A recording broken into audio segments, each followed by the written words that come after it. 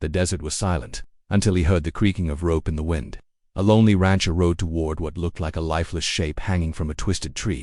When he got closer, he froze. It was a young Apache girl, barely alive. Her wrists were bound, her body limp, and above her a chilling sign read, "White man don't forgive." What he did next would shake the entire town and force them all to face a truth they'd buried for years.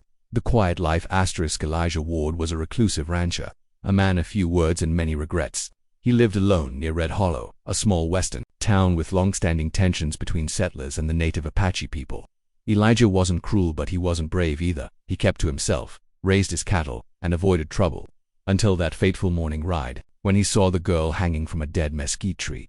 The rescue, the girl was unconscious, barely breathing. Elijah cut her down and rushed her back to his cabin, despite knowing the risk of helping a native child in a town full of hatred. Her wrists were bruised.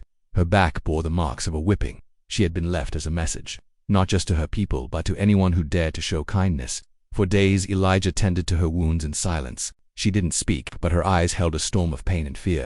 The truth unfolds when she could finally speak. Her name came out as a whisper, Tula. Through broken English, Elijah learned her family had been ambushed by vigilantes posing as lawmen. They were the same men who'd terrorized the Apaches for years, men the town secretly supported. The sign, "White man don't forgive," wasn't just a threat. It was a declaration of control, of fear.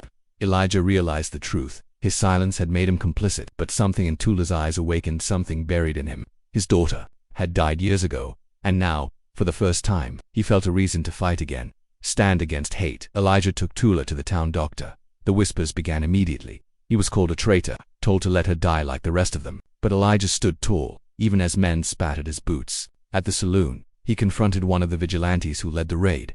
"You hanged a child," he growled. A brutal fistfight broke out, and Elijah was left bloodied but defiant. Word spread. Some folks began to question what they had tolerated. Others grew angrier, but Elijah didn't back down. He kept Tula safe, and slowly, the doctor, then a widow, then even a blacksmith's son, began helping. A new courage was rising in Red Hollow.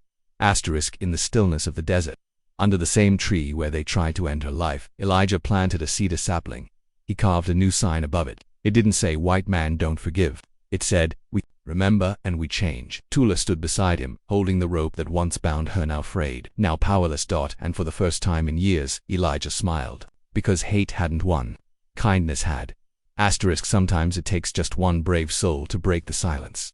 Elijah didn't speak much, but his actions echoed louder than any gunshot in the West. In a land where forgiveness was rare and cruelty was law, he chose compassion, and that choice changed everything. If this story moved you, share it. Let the world remember that kindness isn't weakness, it's courage in its purest form.